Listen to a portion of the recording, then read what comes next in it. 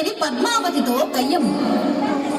వగలు పోయే చిన్న దాన, మాటలు బాగా నేర్చిన దాన, ఎంత గడుసరి దానవు నాపతి నీకు వలలో పడెను. పెండి అయిన వారితో నీవు పరిణయమేలా ఒప్పుకొంటివి. పురుషులకేలా కరువు వచ్చిన నామగడే నీకు దొరికి నాడా. పద్మావతి లక్ష్మీదేవితో కయ్యము. స్వామి మదిలో నీవే ఉంటే మరి ఒక దానితో పని ఎలా.